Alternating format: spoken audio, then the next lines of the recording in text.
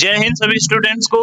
Welcome to UC live. UC live के YouTube platform पर आप सभी स्टूडेंट का हार्दिक स्वागत है।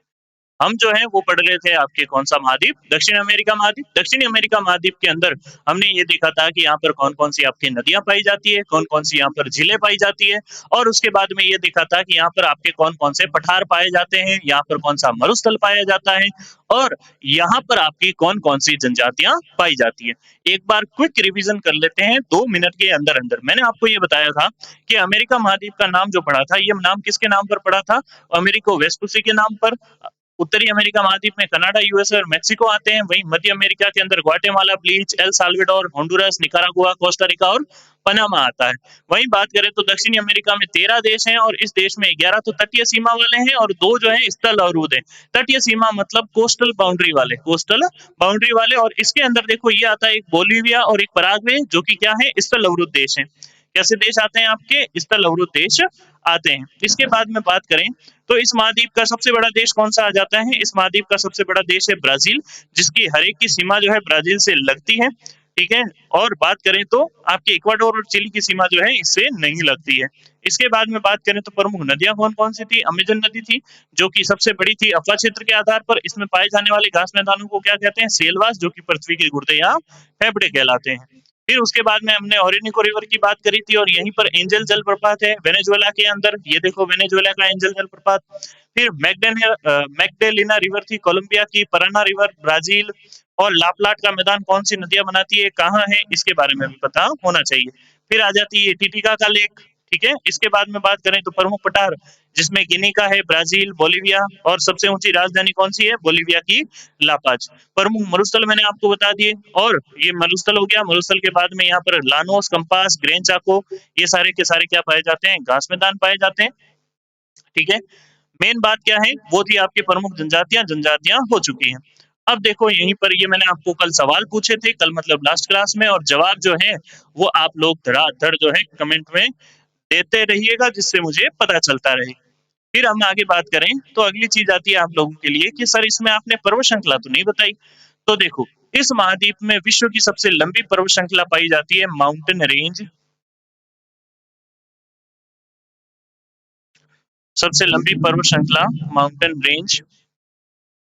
और इस माउंटेन रेंज का नाम क्या हो जाएगा आपके? इस माउंटेन रेंज का नाम है एंडीज। या मैं बात करूं एंडीज पर्वत श्रृंखला, ये क्या है? विश्व की सबसे लंबी पर्वत श्रृंखला है। विश्व की सबसे लंबी पर्वत श्रृंखला है। लंबी पर्वत श्रृंखला, ये है विश्व की सबसे लंबी पर्वत श्रृंखला। विश्व की सबसे लंबी पर्वत श्रृंखला का नाम क्या हो जाएगा? एंडीज। वहीं बात करें तो इसकी सबसे ऊंची चोटी कौन सी आ जाती है? इसकी ऊंची चोटी आ जाती है माउंट एकांकागुआ। कौन सी आ जाती है? माउंट एकांकागुआ। एकांकागुआ, माउंट एकांकागुआ इसकी ऊंची चोटी आ जाती है, जो कि कहाँ पड़ती है? आपके इक्वाडोर में। इक्वाडोर में। यहाँ तक की बात आपकी एकदम क्लियर हो जानी चाहिए। तो इसमें पर्वत श्रृंखला भी पढ़ ली और ये सारी चीजें भी पढ़ ली। चलिए, तो अब अपन जो है इससे थोड़ा सा आगे चलते हैं।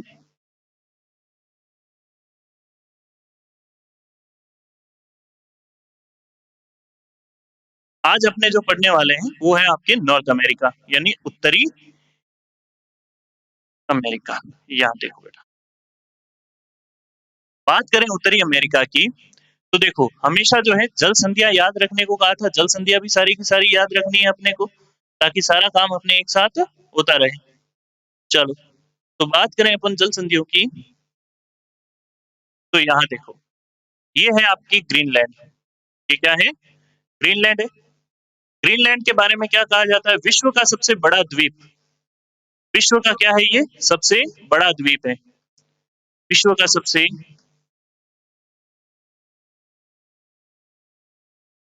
बड़ा द्वीप। अगर आपसे पूछ ले विश्व का सबसे बड़ा द्वीप कौन सा है, तो ये हो जाएगा ग्रीनलैंड। कौन सा हो जाएगा? ग्रीनलैंड। फिर बात करें तो यहाँ ध्यान से देखो, ये आ जाता है यूनाइटेड स्टेट का अलास्का, ये है कनाडा, ये है अमेरिका, और यहाँ क्या आ जाता है आपके मैक्सिको, क्या आ जाता है मैक्सिको। कनाडा और यूएसए के बीच में क्या है, इनके बीच में है एक आपके वाटर ट्रीटी, या मैं यूं कहूं जल संधियां भी है। पहले यहाँ देखो, इन दोनों के बीच में है 49वीं समानांतर रेखा। क्या है 49वीं समानांतर रेखा, 49th पैरेलल लाइन। ये क्या करती है, ये अलग करती है किस किस को, कनाडा और यूएसए को। कनाडा और यूएसए को अलग करने वाली पैरेलल लाइन का नाम क्या है, 49वीं समानांतर रेखा। जैसे भारत और चीन के बीच में मैकमोहन है, भारत और पाकिस्तान के बीच में रेड क्लिफ है, वैसे ही। और ये रेखा जो है विश्व की सबसे शांतिप्रिय समानांतर रेखा मानी जाती है। शांतिप्रिय क्यों, क्योंकि इसके रेखा को लेकर कोई भी विवाद नहीं। फिर अगर हम बात करें तो यहीं पर आपको जो है ग्रेट लेक्स नजर आ रही होगी। ये क्या है, ग्रेट लेक्स, महान झीलें, जो कि क्या करती है, इन दोनों के बीच में जो है विभाजन का कार्य करती है। क्या करती है, विभाजन का कार्य करती है। बात समझ में आई यहाँ तक की? चलो अब देखो आगे।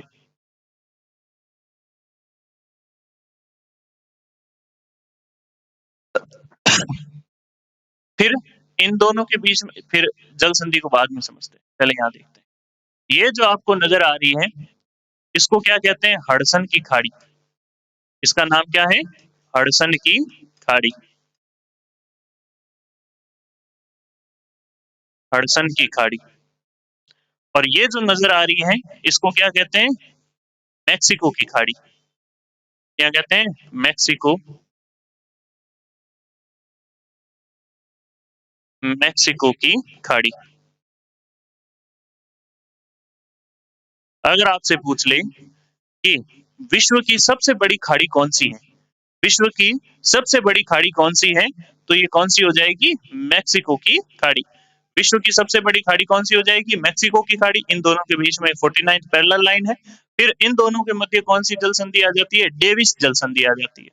कौन सी आ जाती है, डेविस वाटर ट्रीटी। किन किन के बीच में है, ग्रीनलैंड और कनाडा के बीच में। एक और मैप मैंने आपके लिए बनाया है, देखो यहाँ पर, ये आपको जो है आराम से नजर आ जाएगा।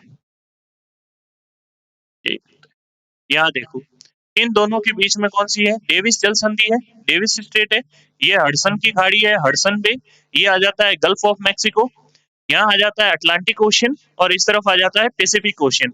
ये याद रखना किस तरफ पैसिफिक ओशन है और किस तरफ अटलांटिक ओशन है। फिर बात करें तो इसके जो है यहाँ पर आ जाता है चुक्की सागर, यानी चुक्की सी, और इसके नीचे आ जाता है बेरिंग सागर। अगर आपको पता हो तो एक बेरिंग सागर जल संधि भी है, ठीक है। देखो, एक तो होती है डेविस जल संधि। ये डेविस जल संधि जो है, डेविस वाटर ट्रीटी जो है, किस किस के बीच में है, ग्रीनलैंड और कनाडा के बीच में, ग्रीनलैंड और कनाडा के बीच में। वही बात करें तो एक आती है आपके बेरिंग सागर जल संधि। कौन सी जल संधि, बेरिंग सागर जल संधि, बेरिंग सागर जल संधि, जल संधि, बेरिंग सागर जल संधि, जो कि किस किस के बीच में है, तो यहाँ पड़ता है आपके अलास्का। क्या पड़ता है, अलास्का। और यहाँ एशिया का कौन सा हिस्सा है, साइबेरियाई रूस। कौन सा हिस्सा है, साइबेरियाई रूस। यानी रूस का वो हिस्सा जो कि एशिया में अगर पड़ता है, उसको अपन क्या कहते हैं, साइबेरियाई रूस। आपको पता हो तो यूएसएसआर का 15 देशों में विघटन हुआ था 1991 के बाद में, ठीक है। उसी में से एक ये आता है। तो देखो, यहाँ पड़ जाता है गल्फ ऑफ मैक्सिको, यहाँ अटलांटिक ओशियन, यहाँ पर पैसिफिक ओशियन, ये है हडसन की खाड़ी। इन दोनों के बीच में है ग्रीनलैंड और कनाडा के बीच में एक डेविस जल संधि। साइबेरियाई रूस और अलास्का के बीच में है बेरिंग सागर जल संधि। और कनाडा और यूएसए को अलग करने वाली पैरेलल लाइन का नाम क्या हो जाएगा, 49th पैरेलल लाइन हो जाएगा। अब इससे आगे 49वीं समानांतर रेखा कनाडा और यूएसए को अलग करती है, ठीक है। 49th parallel line separates Canada and USA. ये मच्छर कहाँ से आ गए, चलो ये भी पढ़ लेंगे थोड़ा बहुत। फिर देखो, रियो डे ग्रांडे नदी, ठीक है। रियो डे ग्रांडे नदी, ये क्या करती है, यूएसए और मेक्सिको की सीमा का निर्धारण करती है। किस किस का निर्धारण करती है, यहाँ से निकलती है यूएसए और मेक्सिको। इन दोनों की बाउंड्री डिसाइड कौन सी करती है, रियो डे ग्रांडे नदी। Rio de Grande river. ये क्या करती है आपके मैक्सिको और यूएसए की बाउंड्री को डिसाइड करती है। क्लियर हुआ?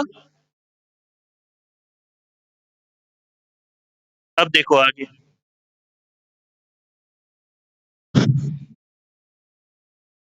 यहाँ बात करें तो माउंटेन रेंज या पर्वत श्रृंखलाएं कौन कौन सी हैं। पहला है अलास्का रेंज। कौन सी है? अलास्का। उत्तरी अमेरिका की सबसे ऊंची पर्वत श्रृंखला है। ये उत्तरी अमेरिका की सबसे क्या है? ऊंची पर्वत श्रृंखला है। विश्व की सबसे ऊंची कौन सी है? विश्व की सबसे ऊंची पर्वत श्रृंखला, विश्व की सबसे विश्व की सबसे ऊंची, तो यहाँ पर मैंने आपको नाम बताया था हिमालय। कौन सी हो जाएगी? हिमालय। कि सर हिमालय क्यों है? अभी तो थोड़ी देर पहले पढ़ा एंडीज है। एंडीज विश्व की सबसे लंबी है, विश्व की सबसे ऊंची नहीं है। विश्व की सबसे ऊंची कौन सी हो जाएगी? हिमालय, जो कि एशिया में है। इस महाद्वीप की ऊंची कौन सी हो जाएगी? Alaska range. फिर ब्रुक्स पर्वत है, इतना याद रहे तो नहीं। फिर आ जाता है मैकेंजी पर्वत, ये कनाडा की सबसे लंबी है। फिर Coast Range, Cascade Range, Sierra Nevada आती है, पश्चिमी सियारा नवादा, पूर्वी सियारा नवादा, ये सारे याद नहीं होते तो भी गोली मारो। यहाँ जो अपलेशियन पाई जाती है, अपलेशियन है, ये अलास्का है। ठीक है, अलास्का में पाई जाती है। यहाँ देखो अपलेशियन माउंटेन रेंज, ये अरावली की तरह ही क्या है? ये ओल्ड फोल्डेड माउंटेन है। कैसा है? ओल्ड फोल्डेड माउंटेन है, प्राचीन वलित पर्वत श्रृंखला है। जरूरी है रॉकीज, इसको स्टार बना के याद कर लो, हाईलाइट कर देते हैं इस चीज को। हाईलाइटर नहीं, ये रहा। ठीक है,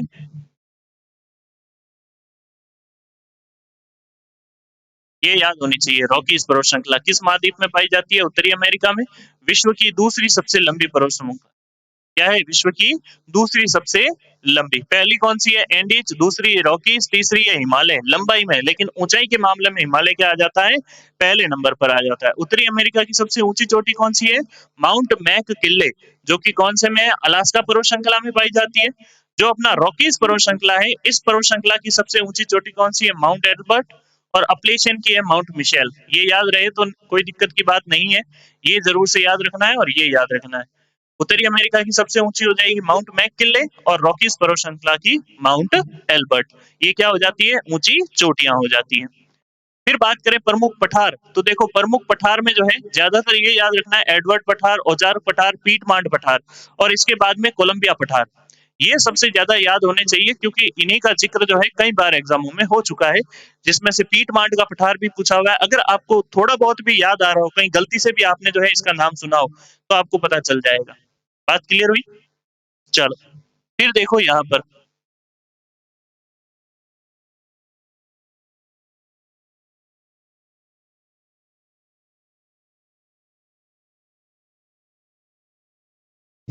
ठीक है, ये नॉर्थ अमेरिका आ जाता है वापस। मैप कैसे आ गया? चलो, यहाँ देखो प्रमुख झीलें क्या आ जाती है? प्रमुख झीलें, कैनेडियन शील्ड की झीलें, कहने का मतलब जो कनाडा के अंदर पाई जाती है, ये झीलें, उत्तर से दक्षिण वाली। ठीक है, इसकी बात कर रहे हैं तो इसमें देखो, पहले आता है लेक बियर, फिर लेक स्लेव, फिर आती है आपके lake अथावास्का, lake reindeer, lake Winnipeg, lake Winnipeg. अब देखो यहाँ पर लेक बियर रेडियम सिटी किनारे स्थित है। फिर लेक स्लेव, मैकेंजी रिवर निकलती है, और मैकेंजी रिवर कनाडा की क्या है? सबसे लंबी नदी है, और कनाडा की सबसे लंबी पर्वत श्रृंखला का नाम भी क्या है? मैकेंजी। फिर बात करें लेक अथावास्का, यूरेनियम पोर्ट स्थित है इसके किनारे। फिर लेक रेंडियर और लेक विनीपेग, विनीपेग शहर बसा है, और विनीपेग को विश्व की क्या कहते हैं? गेहूं मंडी कहते हैं। विश्व की गेहूं मंडी किसको कहते हैं? विनीपेग को, जो कि कहाँ स्थित है? कनाडा के अंदर स्थित है। यहाँ तक की बात क्लियर हुई आप सभी के? अब देखो इससे आगे। फिर महान झीलें या ग्रेट लेक्स, ये याद होना जरूरी है, सबसे ज्यादा ये आती है। सुपीरियर झील, विश्व की सबसे बड़ी मीठे पानी की झील। मैंने आपको पहले ही कहा था, विश्व की सबसे बड़ी झील कौन सी है? कैस्पियन सागर झील। विश्व की सबसे बड़ी मीठे पानी की झील कौन सी है? सुपीरियर झील। विश्व की दूसरी सबसे बड़ी झील कौन सी है? सुपीरियर झील। विश्व की दूसरी सबसे बड़ी मीठे पानी की झील कौन सी है? विक्टोरिया झील। शब्दों के हेर फेर से अपने उत्तर बदल जाते हैं। क्षेत्रफल के आधार पर विश्व की दूसरी सबसे बड़ी झील, हाँ सर हमने पढ़ा है, कोई इसमें दिक्कत की बात नहीं है। सुपीरियर झील तथा यूरोन झील को आपस में कौन सी नहर जोड़ती है? सू नहर जोड़ती है। जैसे यहीं कहीं मैंने मैप डाला है, एक बार फोटो देखो, एक बार इसको देखो, यहाँ देखो, ठीक है। ये आ जाती है लेक सुपीरियर और ये आ जाती है यूरोन। इन दोनों को जोड़ता है कौन है? सू नहर जोड़ती है। कौन सी नहर जोड़ती है? सू नहर। सू नहर के द्वारा ये आपस में जुड़े हैं। सर ये क्यों नहीं जुड़े हैं?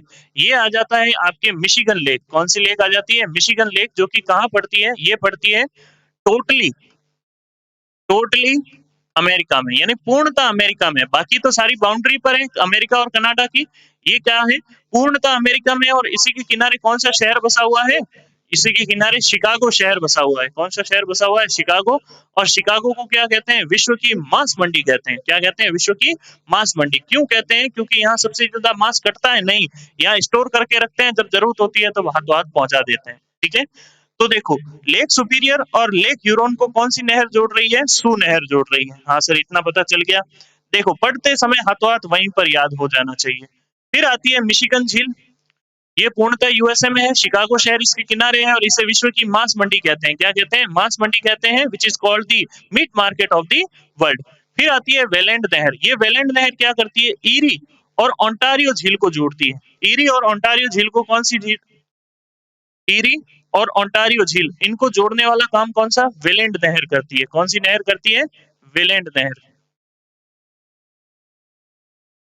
और इन्हीं के किनारे आपका क्या बसा हुआ है? Niagara waterfall. क्या है? Niagara waterfall. ये नियाग्रा वाटरफॉल की फोटो है। ये क्या है? Niagara waterfall. Niagara waterfall.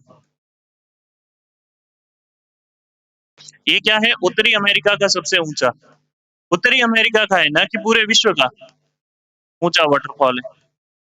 बात समझ में आई? हर एक देश का अपना अपना होता है, पूरे विश्व का एक ही होता है। यहीं पर क्या है? नियाग्रा वाटरफॉल है। यहीं पर क्या है? नियाग्रा वाटरफॉल आ गया। ठीक है, फिर सेंट लॉरेंस नदी ओंटारियो झील से निकलती है। सेंट लॉरेंस नदी कहां से निकलती है? ओंटारियो झील से। और उत्तरी अमेरिका का सबसे व्यस्तम आंतरिक जलमार्ग कौन सा है? सेंट लॉरेंस रिवर का है। यहाँ पर ये 5 झीलें देख लो कौन कौन सी है। Lake superior 1, Michigan lake 2, यूरन lake 3, eri lake 4 और ओंटारियो लेक 5। सुपर सुपीरियर झील, मिशिगन झील, यूरोन झील, इरी झील, ओंटारियो झील, ये सारी की सारी क्या हो जाती हैं? आपके झीलें हो जाती हैं। फिर देखो आगे, कैलिफोर्निया के अंदर एक आपकी डेथ वैली, क्या है? डेथ वैली है। और उत्तरी अमेरिका का निम्नतम बिंदु और सर्वाधिक तापमान वाला क्या है? स्थान। यहाँ ये चीज हमने जो है अफ्रीका महाद्वीप के अंदर पढ़ी थी। जब हमने अफ्रीका महाद्वीप को पढ़ा था, तब इस चीज को पढ़ा कि नहीं पढ़ा?